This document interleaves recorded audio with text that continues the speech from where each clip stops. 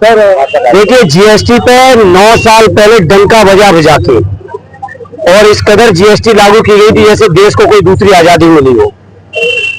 और 9 साल तक हम विपक्ष के लगातार जीएसटी के तरीके पर, जीएसटी के रेट पर लगातार सवाल खड़े करते रहे, विरोध जताते रहे। आखिरकार अंत में आके उन्हें वही बात माननी पड़ी जो विपक्ष के लोग कहते थे। और जो लोग आज जीएसटी कम करके या उसके स्लैब को संशोधित करके खुशी मना रहे हैं, वो लोग इस बात का जवाब दें कि 9 साल तक देश के जनमानस को क्यों लूटा, उन्हीं द्वारा लागू की हुई थी। ये सरकार नोटबंदी करके पीठ ठोकती है, फिर नोटबंदी की भी नोटबंदी करती है।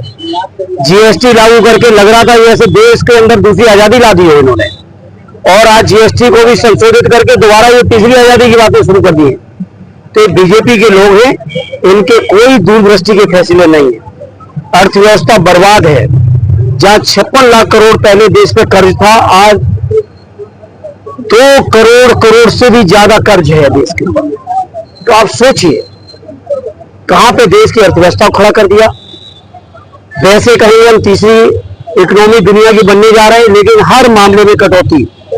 रोजगार मिल नहीं रहा, किसान परेशान है, नौजवान परेशान है, गरीबों को कोई सुविधाएं नहीं। ये बीजेपी के लोग केवल धर्म जाति के नाम पे बांट के नफरत फैला के राजनीति करना चाहते हैं। लेकिन अब जनता जाग चुकी है और शुरुआत कर दी है 24 की लोकसभा में, और 27 की विधानसभा में आप देखना क्या परिणाम आएगा उत्तर प्रदेश। सर, वो टैरिफ जो ट्रम्प द्वारा टैरिफ लाई गई थी, इसके वजह से वो लोग टैरिफ कम किए, ये उनका ये है। प्रधानमंत्री जी से मैं कहूंगा कम से कम ऐसी दोस्ती करें जिस दोस्ती का लाभ हमारे देशवासियों को मिले। ऐसी दोस्ती न करें कि उसकी कीमत देशवासियों को चुकानी पड़े। टैरिफ का सवाल आपके सामने आ चुका है, वीजा का सवाल आपके सामने आ चुका है। प्रधानमंत्री जी की दोस्ती देश के लिए घातक हो रही है, जबकि होनी दोस्ती ये चाहिए कि इनकी दोस्ती का लाभ देशवासियों को मिले।